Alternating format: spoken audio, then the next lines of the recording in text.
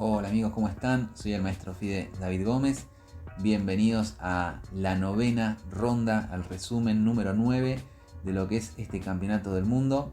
Donde era el día de hoy una partida muy interesante luego de que ayer se le escapara la victoria de Ding Liren.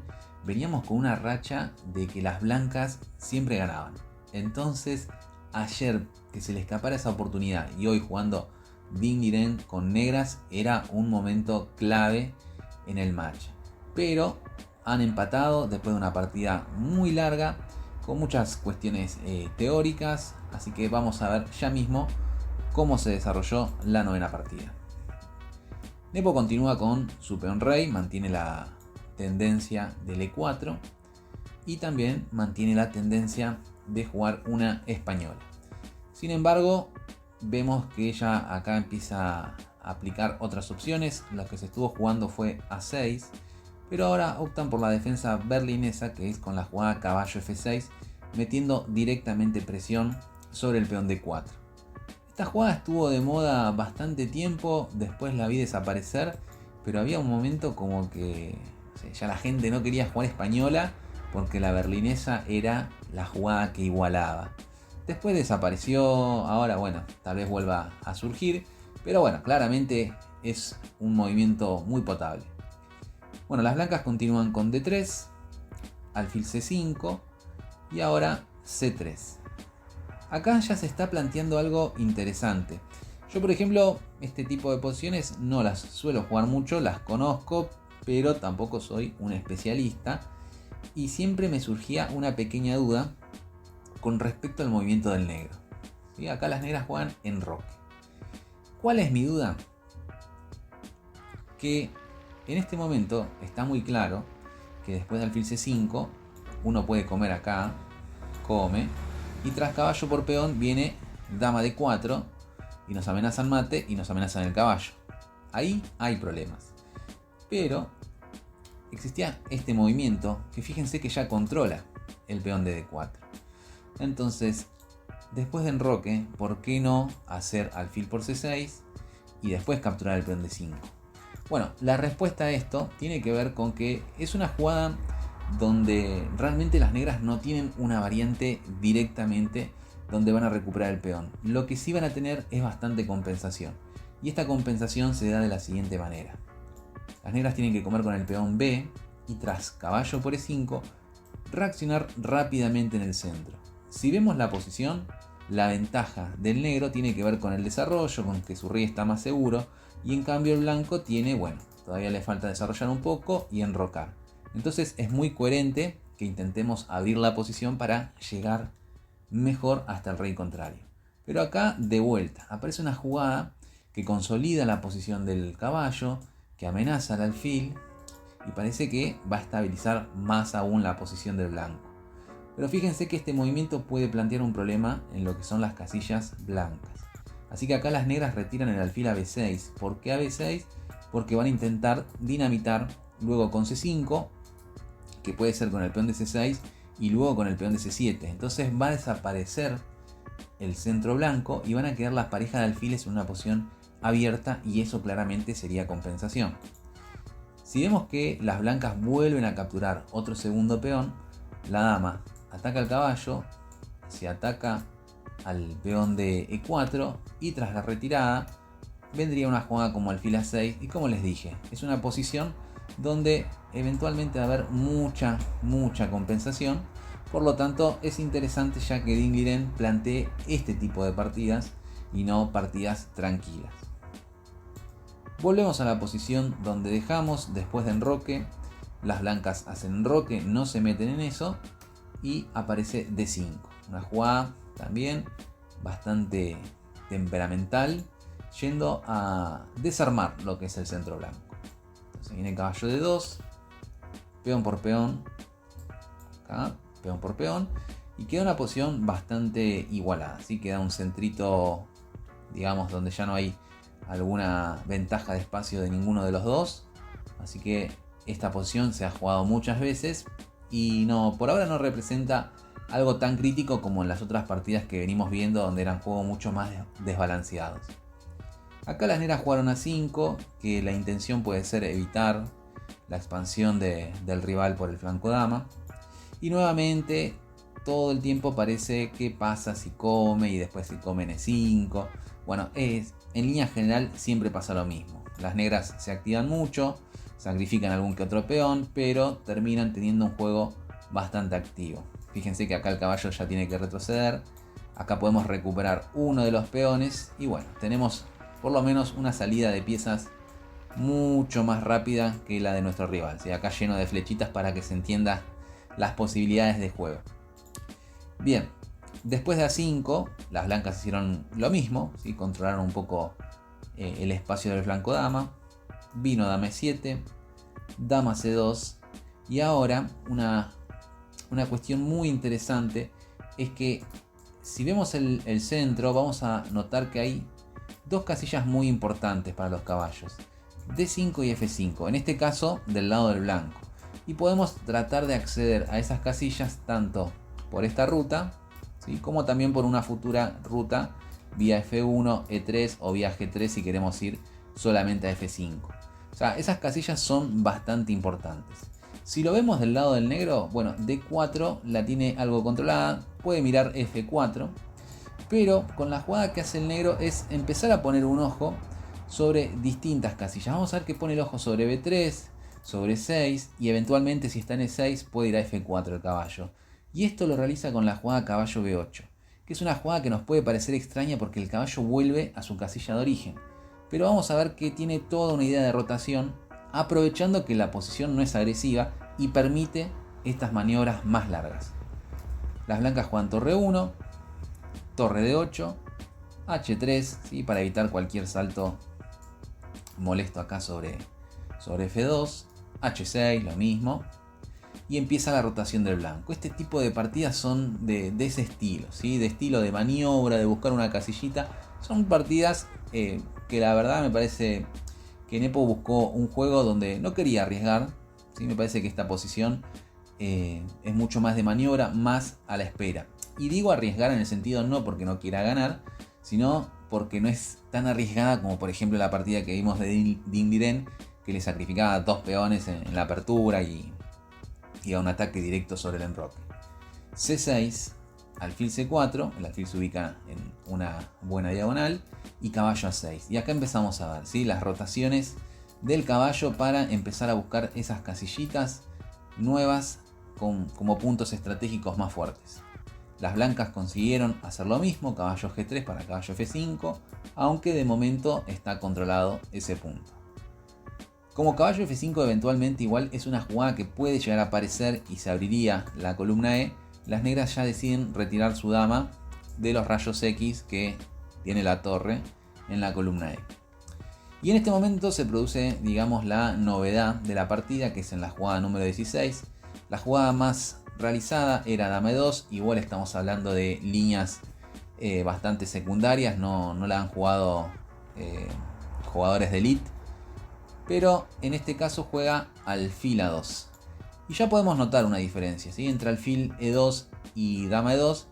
Con esta jugada se pierde control un poco de B5, cosa que dama E2 todavía seguía mirando. Por lo tanto, Ding Liren se decide expandir con esta jugada. Que vamos a ver que ahora Nepo le pone presión sobre B5. Y este es un momento bastante importante de algo que se ve durante todo el match y en general en las partidas de los maestros, que suele ser esto de que a ver cómo define la posición mi rival. Uno piensa que si nos dan la posibilidad de tomar la decisión de marcha de la partida puede ser algo positivo, pero muchas veces es ahí donde está la trampa, porque estamos concediendo algo tal vez que no se nota en este momento, pero a largo plazo puede ser peligroso. Por ejemplo, como está metiendo presión sobre B5, yo podría pensar en distintas opciones. Me como en A4, avanzo en B4 o defiendo el peón de B5. Cada una de esas jugadas puede llegar a provocar algo en la posición. Por ejemplo, B por A4, vendría alfil C4, y acá, si sigo con mi idea de la rotación del caballo, ¿sí? Podría ser algo como torre por A4, caballo C5. Esta posición y esta partida en general es muy difícil y muy engañosa de analizar con los módulos, porque los módulos todo el tiempo tiran que es igualdad, igualdad, igualdad. Pero claro, si nosotros estamos jugando con un peón débil, nos vamos a sentir algo incómodo, porque hay muchas jugadas que se nos van a ocurrir que van a estar limitadas a la defensa de ese peón. Por ejemplo, si saco el alfil, si saco la torre, si saco la dama, bueno, tengo que mirar que ese peón no caiga. O sea, ahí puede estar la complicación práctica.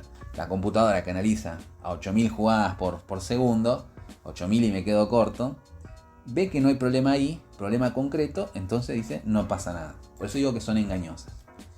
Después, la jugada como B4, bueno, también esto cede algo en la posición, porque ahora tenemos de vuelta la casilla C4, miramos un poquito acá, ya no dejamos que sea tan fácil por ahí esta jugada, aunque lo mismo, creo que el alfil se podría llegar a retirar y el caballo se instala ahí. ¿Sí? La verdad que es una posición para mí tranquila, ¿sí? Se puede seguir jugando. Pero, bueno, les digo, parece tranquila, pero realmente yo creo que se está jugando con detalles muy mínimos, ¿sí? Que justamente jugadores de elite deben comprender si es bueno que haya hecho esto, es bueno que tengamos la casilla acá, es bueno que me coma, ¿sí? Todos esos detalles seguramente están estudiados en esta partida. En la partida se jugó torre B8 y acá por ejemplo el movimiento que me gustaba a mí era A por B5, C por B5, porque deja un poco la casilla de 5 para que en un futuro coloquemos las piezas, pero como ya el blanco decidió que quiere venir acá y no tanto por acá, tal vez no la hizo por ese motivo. La partida se jugó caballo H4, que busca, ¿sí?, instalar el caballo y que quede el caballo, ¿sí?, no que quede el peón. Además, vamos a ver que la jugada de caballo H4 tiene otra función. Nosotros dijimos que parte del plan del rival era colocar el alfil en F8 y posteriormente ubicar el caballo en C5. Bueno, el caballo en H4 ya se puede empezar a meter acá sobre G6 y empezar a molestar al alfil. Y de vuelta, no es una jugada que realiza en la partida y decide hacer otra, que es dama F3, pero tiene que ver con la flexibilidad de la posición que se lo permite hacer después. Por lo tanto, ¿para qué hacerlo ahora? Tal vez quiera meter el caballo acá, tal vez quiera meter el caballo acá. Le dejamos esos problemas al rival y lo hacemos cuando veamos que efectivamente conseguimos algo. Bien, B por A4. Decisión algo arriesgada de Liren, pero consigue abrir la columna. De todas maneras, este peón en algún momento se puede entregar y ahí los peones vuelven a quedar más o menos encolumnados en la misma columna. Porque de momento esto es un peón de más, pero son bastante débiles y no son los mejores peones para sacarnos una selfie. Vino alfil por H6, interesante recurso que tiene que ver con la idea de dama F3 que estaba mirando al caballo y había una sobrecarga sobre el peón de G7. Si ahora come el alfil, yo me como el caballo y el rey negro queda bastante mal. Continúa con caballo C5, viene caballo G6 y ahora podríamos pensar también qué pasaba si defendía en vez de caballo G6 con un movimiento como torre B1. Esta jugada vamos a ver que la diferencia entre caballo G6, que es la que se da en la partida de torre B1, es que este movimiento, al ser un poquito más pasivo, permitía algunos toques, ¿sí?, sobre la dama y tal vez se empieza a simplificar mucho la partida. Pensemos que cambiamos una torre, después el negro puede poner el alfil acá, se empieza a cambiar muchas piezas. Entonces caballo G6 va a cambiar una pieza seguramente, se va a comer el alfil, pero si vemos la posición en general, los alfiles parecen tener un juego más activo que los caballos. Así que se comió el peón de B2, nos comimos el alfil, torre por caballo, y ahora se le escapa un momento clave a Nepo, que tenía una jugada muy fuerte que tiene que ver tanto con la presión que se puede ejercer sobre el enroque como la pieza suelta que tiene en el flanco dama, y todo eso se une con la jugada dama E3. Este era un momento que claramente se podría haber logrado sacar alguna ventaja. Pensemos en principio que si nos come el alfil, nosotros le comemos el caballo y esta posición es un desastre a nivel estructural. Muchos peones débiles y la posición del blanco parece que sus piezas están mejor ubicadas, ¿sí? Eso es por una parte. La otra parte es que el caballo se podría haber retirado para defender un poquito al enroque y evitar el ingreso de la dama, pero bueno, justamente como el caballo está cumpliendo todas esas funciones, lo podemos eliminar. Y si ahora nos come de alfil, Nepo podría hacer alfil por G7, rey por G7 y dama G5 ya con una posición con mucha ventaja, ¿no? Por la situación del rey básicamente. Lo que tendría que hacer acá, después de caballo 6 y la captura, es tomar de peón. Pero fíjense que de vuelta es un desastre la estructura que tiene Ding Liren.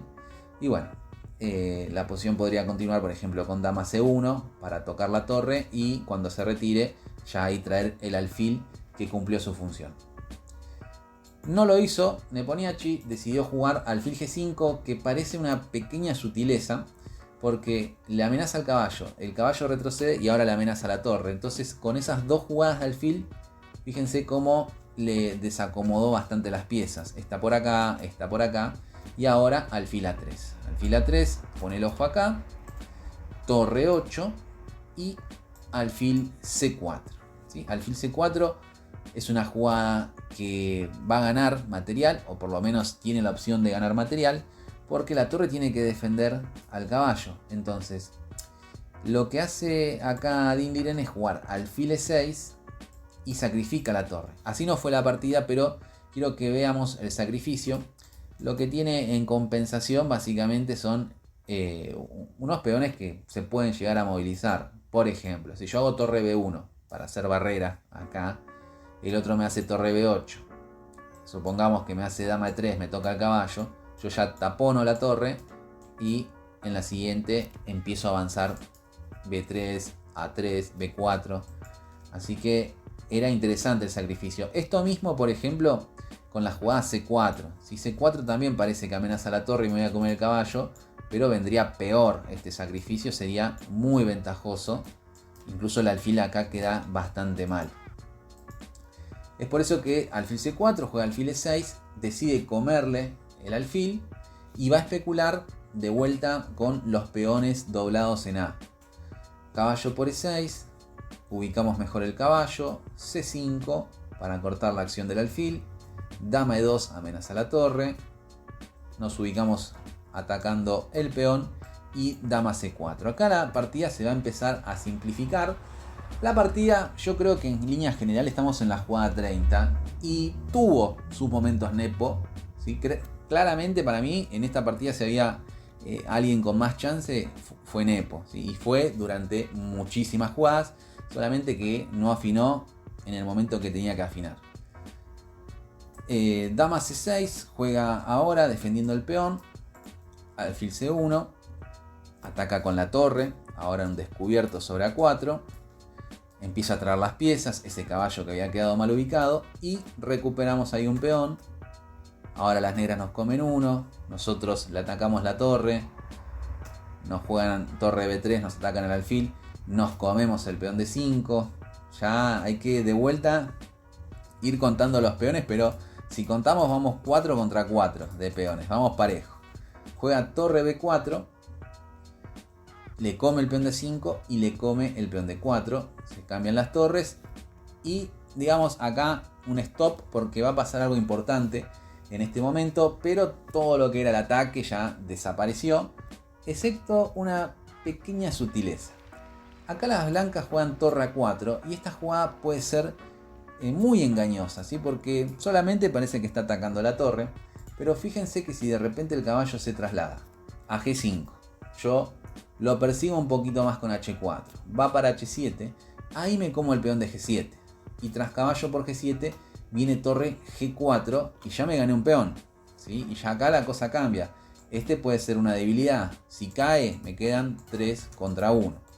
Entonces, contra caballo 4 a G5 había toda esa secuencia, pero existe la jugada caballo D2. Esta jugada sí era mucho mejor, Porque si ahora nos hacen alfil por G7, caballo por torre G4, es verdad que parece lo mismo, pero existe el jaque.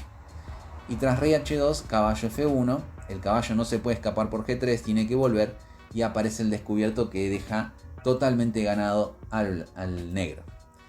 En la partida, una cosita más. Contra caballo D2, la jugada correcta podría ser para las blancas alfil C3, viendo ahí a dónde va a ir el caballo, y tras caballo B3, torre G4, caballo B a D4. Acá se produce una simplificación, es decir, el peón se gana, pero este final de torre es prácticamente tablas.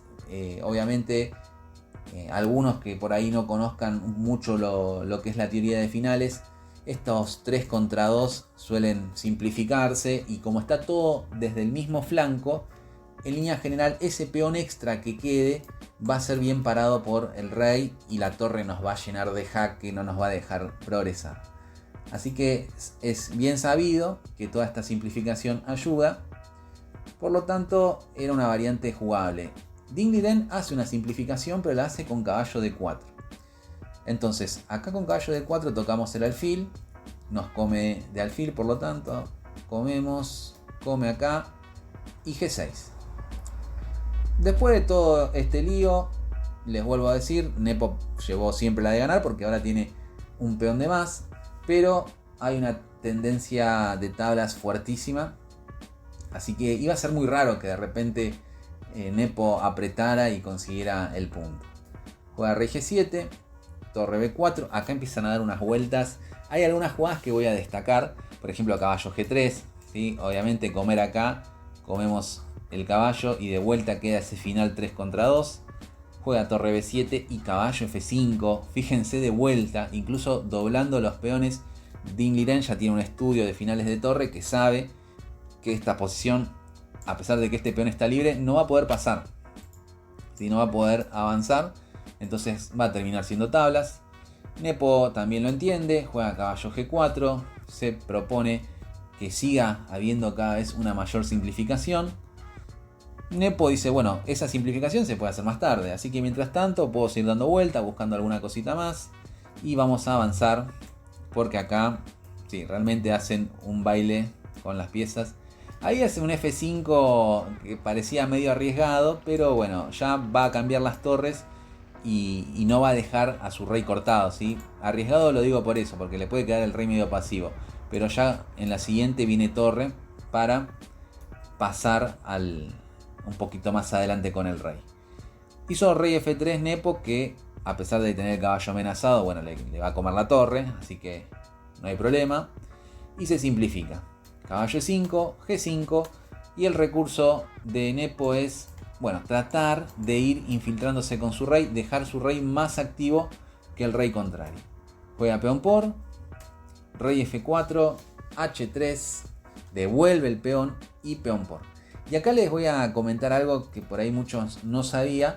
Ya hay estudios de finales que a partir de, creo que eran 7 piezas, a partir de 7 piezas ya como que hay un estudio hecho por computadoras donde te dicen si el final es tabla o no. O sea, esta posición ya están estudiadas y se sabe si son tablas o no. Estamos hablando de que se saben si son tablas, si son jugadas correctamente. Si ahora el negro hace caballo C4, obviamente perdemos el caballo y no va a ser tablas. Pero si son jugadas de manera precisa, esta posición se defiende. Y ya entramos en un momento donde las tablas, las computadoras nos indican que acá es empate, jugado con precisión claramente. Entonces avanza con el rey, vamos a dar un par de vueltas, van, vienen. Ding Liren sigue proponiendo los cambios, lo evita. Vale quiere comer el H3, lo evita. Jaque, mueve ahí un poquito el rey, caballo, rey, caballo. Bueno, importantísimo, ¿sí? Este tipo de simplificación ahí ya no es bueno porque estamos pasando a un final de peones perdedor, ¿sí? Por eso yo le digo, la posición es de tablas teóricas, pero si se toman malas decisiones, como esta por ejemplo, ahí el final se pierde. Porque el rey a donde se mueva, nosotros vamos a crecer y vamos a terminar comiéndonos el peón de F5. Entonces, caballo B4, rey F2, volteretas, va, viene, jaque, rey. Acá también es otro momento, por ejemplo, si me como este y después me como este, yo me puedo comer acá, pero a este, ¿quién lo para? Entonces, guarda acá, porque también rey acá, viene esto. Y si me voy acá, bueno, nos pasamos de vuelta al final de peones que vimos hace 2 segundos, que era perdedor.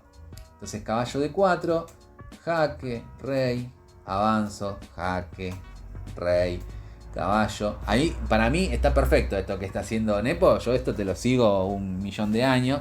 Más con lo que se está jugando, que es el campeonato del mundo. Es perfectamente normal que sigamos probando a ver si existe algún mínimo error. Rey G3, jaque, rey. Bueno, vamos avanzando porque son varias jugadas todavía. Caballo, rey. Pero les quiero mostrar un último momento, que es este. Bien, acá uno pensaría que rey, hay que intentar algo así, tratar de meterse por acá. Pero bueno, en la medida que avanzo con el rey, me hacen rey y me cortan el paso, ¿sí? Eso se entiende. Entonces, ¿qué hace? Rey G1. ¿Dónde está la trampa acá? ¿Por qué hizo para atrás? Porque si yo vengo ahora acá, él viene acá, se acerca y acá estaría totalmente perdido. Porque el caballo no se puede mover porque el peón está amenazado. Y ahora con este movimiento logró que el rey tenga que retroceder. Y en la medida que retroceda, ahí pasamos nosotros con el rey, nos comemos el peón y ya estamos ganados. Con 2 peones contra el caballo. Entonces, contra rey G2, Ding Liren le hace rey H6. Y si le hace rey H3, ahí le hace rey H5. Sigue dando algunas vueltas, le hace rey H5, rey H3 y caballo D4. Y acá vamos a ver que ya se firman las tablas prácticamente, porque este peón no lo puede defender porque cae el de H4. Es más, si nos hacen rey G2, le comemos y ya está. Nos ahorramos cualquier cosa, tenemos las tablas así. Pero acá jugó caballo D3, comió y ahí fue las tablas. Va a ser tablas porque este peón mínimo vamos a sacrificar el caballo y como les digo, esa posición no se gana. Así que bueno, una partida extensa. Para mí tuvo esos momentos, pero no fue tan llamativa, ¿sí? Porque siempre arranco diciendo las partidas son interesantes. Y la verdad que sí, porque tienen ideas ocultas, tienen momentos críticos. Pero no es tan llamativa como por ejemplo ese Torre A2, esa partida que vimos el otro día que fue una locura, que encima terminó en tablas. O como el Londres también tuvo sus momentos con los sacrificios de dama. Así que bueno, veremos. Para mí esto es recontra clave porque las blancas venían con la tendencia de ganar. Así que vamos a ver qué preparación nos tiene Ding Liren para la número 10. Ronda número 10. Ya se está acabando el match. Recordamos que es el que llega primero a 7,5, si mal no me equivoco. Y si no, después hacen algunas partidas de desempate. Está como el match pensado para 14 partidas, ¿sí? Como para ponerle un límite. Y bueno, hoy se me hizo un poquito más tarde para hacerles el resumen, pero quería hacérselos de todas maneras. Espero que les haya servido. Mañana voy a jugar un torneo. Si salen algunas partidas lindas, bueno, también las podría compartir. Mañana es un torneo por equipos en mi club. Así que va a ser algo agradable. Y la semana que viene ya empieza lo también agradable, pero más complicado, porque voy a jugar la semifinal del campeonato argentino, que es un torneo ya mucho más duro. Y bueno, ahí veremos también cómo me va. Eso es un torneo que sí va a requerir las preparaciones para la partida y más dedicación y más cabeza en el torneo. Así que por ahora continuamos con los resúmenes. Todavía quedan algunas partidas y nos vemos la próxima. Deseen suerte.